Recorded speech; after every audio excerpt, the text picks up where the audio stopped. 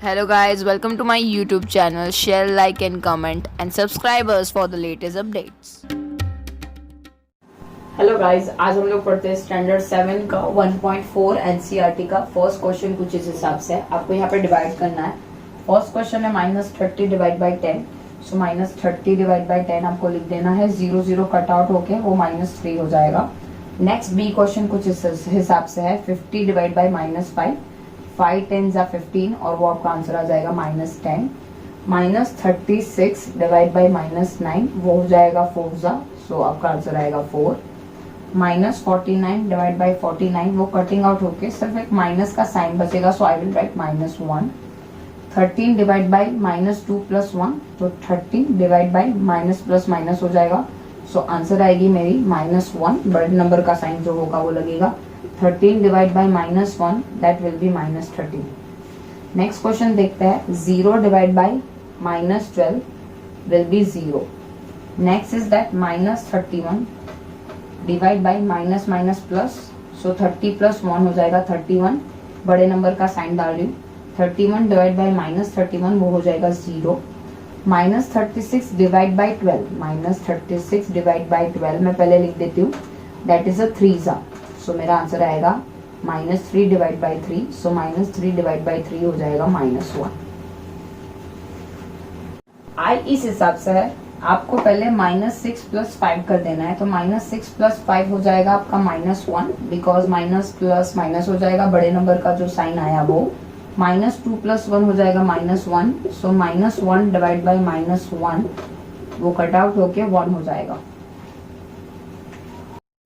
Question number 2 कुछ इस हिसाब से है। यहाँ पे ये ट्राई करने की कोशिश कर रहा है कि जो डिवाइड वाली जो प्रॉपर्टी होती है ये एसोसिएटिव, पहले तो उन्होंने डिस्ट्रीब्यूटिव प्रॉपर्टी यहाँ पे लिखी हुई है, तो डिस्ट्रीब्यूटिव प्रॉपर्टी वो सिर्फ मल्टीप्लीकेशन, एडिशन और मल्टीप्लाई में ही लग सकती है। यहाँ पे जो उन्होंने डिवाइड लिखी हुई है वो डिवाइड वैलिड नहीं होगी। वो दिखाने के लिए एक बार वेरीफाई करने के लिए सम्स यहाँ पे दिया हुआ है। सो मैं पहले यहाँ पे एलएचएस लिख देती हूँ। मुझे आंसर यही लाना है कि वो सेम नहीं होंगे। सो मैं पहले लेफ्ट हैंड साइड लिख देती हूँ और फिर मैं राइट हैंड साइड लिख देती हूँ। यहाँ पे a divide by b plus a divide by c। सो यहाँ पे हो जाएंगे 12 डिवाइड बाई -4 + 2। 12 डिवाइड बाई ये हो जाएगा माइनस प्लस माइनस, सो बड़े नंबर का मैं साइन डाल देती हूँ। 12 डिवाइड बाई -2 हो जाएगा 6, दैट इज ऑफ -6। अभी मैं यहाँ पर डाल रही हूँ 12 डिवाइड बाई -4, ये मेरा पहला ब्रैकेट था। दूसरा ब्रैकेट है 12 डिवाइड बाई 2। ओके, अभी यहाँ पे मैं 12 डिवाइड बाई -4 करूंगी तो मेरा आंसर आ जाएगा -3, और अगर मैं 12 डिवाइड बाई 2 करूंगी तो आ जाएगा answer 6। So my answer will B 3। अगर आप देखने चाहोगे तो दोनों आंसर सेम नहीं आएंगे, मुझे वही प्रूव करना है। So LHS is not equal to RHS, मुझे यही प्रूव करना था। नेक्स्ट क्वेश्चन आपका कुछ इस हिसाब से है। उसमें बी क्वेश्चन दिया हुआ है दैट ये प्रूव करना है कि दोनों सेम नहीं है। तो मैं पहले एलएचएस और आरएचएस दोनों के लिए लिख देती हूँ। That is a divide by b plus c, a divide by b plus a divide by c। ये है मेरा -10 डिवाइड बाई 1 + 1, सो ये मेरा हो जाएगा -10 और ये डिवाइड होगा 2, सो -10 डिवाइड बाई 2 हो जाएगा 5। बड़े नंबर का साइन तो यहाँ पे कंसिडर नहीं करेंगे, लेकिन डिवाइड है इसलिए माइनस का साइन बच रहा है, इसलिए माइनस का साइन मैं यहाँ पे लिखूंगी। और 10 है तो -10 divide by 1 plus -10 divide by 1, so -10 हो गया प्लस यहाँ पे -10 हो गया, so my answer will be -20, जो दोनों सेम नहीं आएंगे। So hence my proof is not going to verify, that is LHS is not equal to RHS, वही मुझे प्रूव करना है। हम लोग पढ़ते हैं अभी क्वेश्चन नंबर 3। क्वेश्चन नंबर 3 में क्वेश्चन कुछ इस हिसाब से है। यहाँ पे मुझे बोला है कि मैं इससे क्या नंबर डिवाइड करूंगी तो सेम नंबर आएगा, दैट इज ऑफ 1 मैं डिवाइड करूंगी तो मेरा सेम नंबर आएगा। मुझे यहाँ पे बोला है -75 के नीचे मैं क्या डिवाइड करूंगी तो -1 आएगा, बट ऑब्वियस मैं 75 डालूंगी तो आपको सेम आंसर मिलेगा, दैट इज ऑफ -1। अगर आपको नहीं समझ में आ रही तो you can do one trick. -1 यहाँ पे लिख दीजिए, यहाँ पे 75 डिवाइड में है तो सामने जाएगा तो वो मल्टीप्लाई में हो जाएगा, सो माइनस माइनस प्लस हो जाएगा और इस हिसाब से भी 75 आपका आंसर आ सकता है। नेक्स्ट यहाँ पे बात करते हैं -206 में से मैं क्या डिवाइड करूंगी तो 1 आएगा, बट ऑब्वियस -260 में डिवाइड करूंगी तो मेरा आंसर 1 आएगा। अगर आपको नहीं समझ में आ रही है वो ट्रिक तो 1 मल्टीप्लाई बाई यहाँ पे जो डिवाइड में है वो आप मल्टीप्लाई कर दीजिए, सो आपको सेम आंसर मिलेगा। जो आंसर मिले आप यहाँ पे लिख सकते हो। -87 में मैं क्या डिवाइड करूँ तो 87 आएगा, दैट इज ऑफ -1। वापस आपको समझ में नहीं आ रहा है तो पहले आंसर लिख दीजिए, मल्टीप्लाई बाई -87। ओके, सॉरी, -87 नहीं होगा, 87 divide by -1 is equal to 87। आपको 87 से -87 डिवाइड करना पड़ेगा, तब जाके आप कटिंग करोगे तो आपके पास आंसर -1 आएगी। यहाँ से मैं क्या डिवाइड करूँ तो यहाँ पे क्या नंबर होगा उससे मैं 1 डिवाइड करूँ तो 87 आएगा, दैट इज ऑफ 87 ही होगा, तो मेरा आंसर यही आएगा। 87 multiply by 1 is equal to -87। यहाँ पे मैं क्या नंबर डिवाइड करूँ तो मेरा आंसर -1 आएगा, दैट इज ऑफ -48। अगर आपको नहीं पा रहा है तो -1 मल्टीप्लाई बाई 48 कर सकते हो, so answer will be my -48। 20 divide by मैं क्या करूँ तो मेरा आंसर 2 आएगा। So you can do one thing, आप 20 डिवाइड बाई -2 कर सकते हो, सो वो मेरा आंसर आ जाएगा 10, that is of -10। Okay, 4 this divide by 4 is equal to 3, so 12 divide by, अगर आपको नहीं समझ में आ रहा है तो 3 मल्टीप्लाई बाई 4 कर सकते हो, that is why my answer will be 12। Question number 5 कुछ इस हिसाब से दिया हुआ है, the temperature at 12 noon was 10 degree Celsius above 0।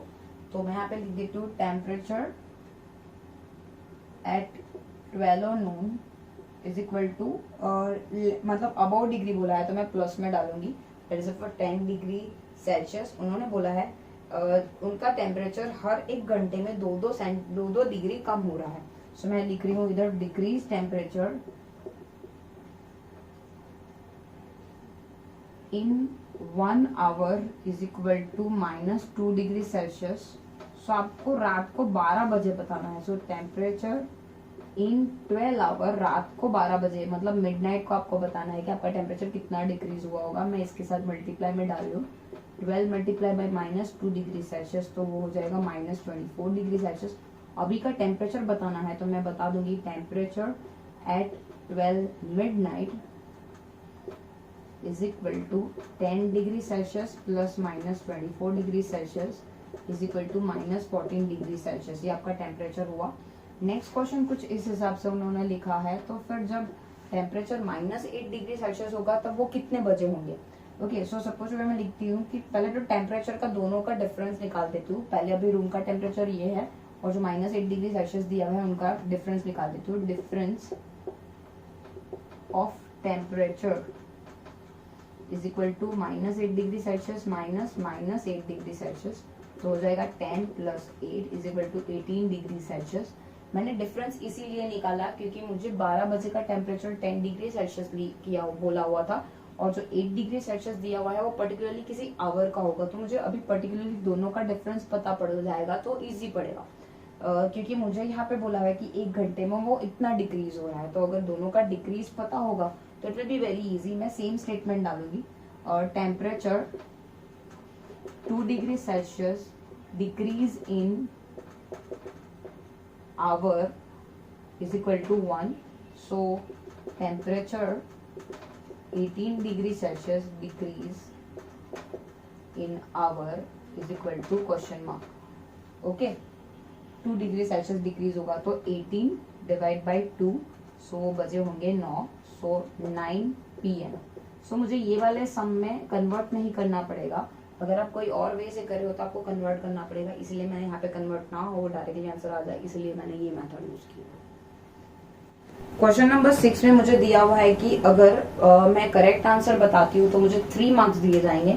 सो मैं यहाँ लिख देती हूँ कि marks given for correct answer is equal to 3, और अगर मैं इनकरेक्ट आंसर दूंगी तो marks is given for incorrect answer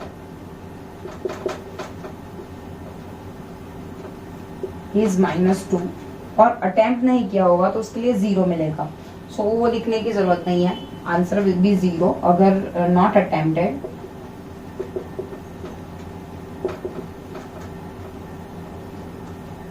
answer get no marks mean 0 marks. तो मुझे पहला क्वेश्चन ऐसा बताया हुआ है कि जो राधिका है उसने स्कोर की है 20 मार्क्स। सो मैं लिख देती हूँ Radhika score, she score 20 marks. मैं उसके नीचे 20 मार्क्स लिख देती हूँ। बोला हुआ है कि she has got 12 correct. 12 correct के बाजू में थोड़ी स्पेस छोड़ के फिर मैं प्लस का साइन डाल देती हूँ। 12 शी हैज करेक्टली आंसर। तो how many question she did attempt incorrectly. So यहाँ पे जो इनकरेक्टली है मैंने उसको x प्रिज्यूम कर लिया हुआ है। 12 की जगह पे जो करेक्ट मार्क्स है उसकी मैं वैल्यू डाल देती हूँ, जो रॉन्ग दिया हुआ है मैं उसकी वैल्यू डाल देती हूँ। तो मेरा इक्वेशन कुछ इस हिसाब से बनेगा 12 3 36 माइनस 2x। 2x मैं इधर डाल देती हूँ, 20 मैं इधर डाल देती हूँ। 2x is equal to 36 minus 20। So 2x is equal to 16। देखने जाएंगे तो x इज इक्वल टू 16, ये 2 डिवाइड में चला जाएगा, divide by 2। So x is equal to 8। So उसने टोटल 8 इनकरेक्टली आंसर दिए होंगे। क्वेश्चन नंबर 2 ऐसा बता रहा है कि Mohini score -5 marks in the test. Mohini ने स्कोर किया है, सो मैं लिख देती हूँ मोहिनी स्कोर -5। उसने -5 स्कोर किए हुए हैं। आगे बताया हुआ है कि दो she has got a 7 correct. 7 correct उसने आंसर बताया, तो मैं 7 मल्टीप्लाई बाई 3 मार्क मैं इधर डाल देती हूँ। तो कितने उसने इनकरेक्ट सॉल्व किए होंगे मुझे नहीं पता है, तो मैंने वहां पे x डाल दिया हुआ है। 7 3 21 और ये हो जाएगा -2x। -2x मैं यहाँ पे डाल देती हूँ। 21 प्लस 5 इधर आ जाएगा, माइनस है तो उधर जाएगा तो प्लस हो जाएगा। 2x is equal to 26, x is equal to 26 divide by -2 that is 13। So x is equal to, उसने 13 आंसर जो होंगे वो रेड मतलब रॉन्गली अटेम्प्ट किए होंगे। मैंने यहाँ पे साइन चेंज किया हुआ है क्योंकि ये माइनस है, इस तरफ आएगा तो वो प्लस हो जाएगा, तो मैंने लेटर ऑन वो साइन चेंज कर ली है कि इधर आएगा तो वो प्लस हो जाएगा। So x is equal to 13। C वाला क्वेश्चन देखते हैं। Rakesh score 18 by attempting 16 questions. Rakesh ने कितने स्कोर की है, मैं लिख देती हूँ पहले। राकेश स्कोर 18 मार्क्स, उसमें से 16 उसने राइटली करेक्टली आंसर दिए हुए। 16 question attempting. How many questions has he attempted correctly and how many he has attempt incorrectly? मुझे यहाँ पे नहीं बताया कि कितने करेक्टली आंसर दिए हुए और कितने इनकरेक्टली आंसर दिए हुए हैं। सो यहाँ पे थोड़ी टेक्निक डिफरेंट हो जाएगी। आई कांट कंसिडर कि 16 उसने राइट अटेम्प्ट किए हुए हैं। उसने अटेम्प्ट किए हुए हैं पर कितने अटेम्प्ट किए हुए हैं वो नहीं बताया कि कितने राइट अटेम्प्ट हुए हैं या फिर रॉन्ग अटेम्प्ट हुआ है। मैं यहाँ पे लिख देती हूँ, यहाँ पे खाली छोड़ देती हूँ, ब्लैंक छोड़ के यहाँ पे -2 डाल देती हूँ। ओके, सो मुझे नहीं पता है कि यहाँ पे कितने हैं और क्या। मैं पहले इसको x ले लेती हूँ और इसको ले लेती हूँ 16 माइनस x। मैं इसीलिए उसको ले रही हूँ क्योंकि दोनों के प्लस 16 दिए हुए हैं। सो यहाँ पे वैल्यूएशन हो जाएगा 3x और यहाँ पे ये दोनों के साइड मल्टीप्लाई होगा। सो 16 2 जा 32 और ये 2x हो जाएगा। सो मैं ब्रैकेट खोलूंगी तो वो हो जाएगा -32 प्लस 2x। 32 इस तरफ चला जाएगा तो वो प्लस हो जाएगा और यहाँ पे हो जाएगा 5x। देखने जाएंगे तो 15 हो जाएगा। 32 plus 18, so x is equal to 50 divide by 5, so हो जाएगा 10। उसने 10 इनकरेक्टली आंसर दिए, सॉरी करेक्टली आंसर दिए होंगे और x की वैल्यू 10 है और 16 माइनस x है, दैट इज 16 माइनस 10 6 उसने इनकरेक्टली आंसर दिए होंगे। क्वेश्चन नंबर 7 कुछ इस हिसाब से है that elevator descended into the 9th shaft at rate of 6 metre per minute. एक लिफ्ट है, ओके, यहाँ पे एक ग्राउंड है। ओके, क्या क्या बोला है पहले पढ़ते हैं। If the descent start from above the 10 metre, ये 10 मीटर हाइट पे है। लिफ्ट जो है वो 10 मीटर हाइट पे है एंड दिस इज ग्राउंड, ये ग्राउंड है।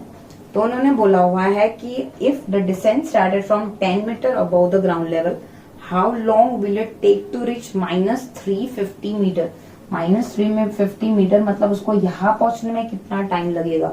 सो पहले हम लोग फर्स्ट ऑफ ऑल जो डिस्टेंस है वो लिख देते हैं। The positions, present position of lift, position of elevator. I will use the word elevator just because of they have used the word elevator. 10 metre में प्लस में डालती हूँ क्योंकि उसकी ओरिजिनल पोजीशन है वो यहाँ पे प्लस के ऊपर है, मतलब ग्राउंड के ऊपर है, इसीलिए मैं प्लस में डालती हूँ। एंड देन बोला हुआ है कि उसकी जो डिस्टेंस है below the ground level,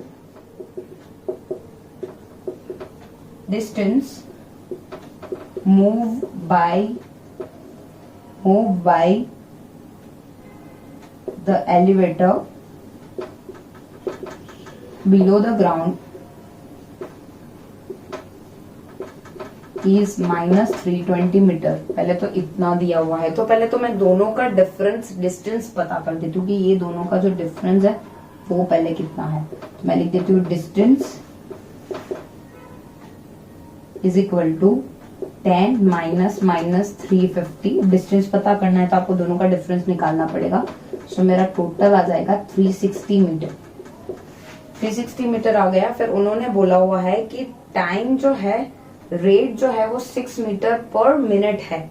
okay, सो मेरे पास है स्पीड ऑफ एलिवेटर का formula, that is a distance upon time. Okay, तो स्पीड मुझे यहाँ पे दिया हुआ है 6 मीटर पर मिनट। सो मैं इधर लिख हूँ 6 मीटर पर मिनट। सो मतलब मेरी आंसर मिनट में आने वाली है। 360 मैं यहाँ पे डाल देती हूँ, मुझे टाइम पूछा गया है तो ये मैं सामने डाल देती हूँ और ये जो है वो नीचे चला जाएगा। t 360 डिवाइड बाई 6 कटिंग करके हो जाएगा वो 60 मिनट्स। अगर आपको आवर में चाहिए तो t is equal to 1 hour, just because of you already knowing that 1 hour is equal to 60 minute. Thank you.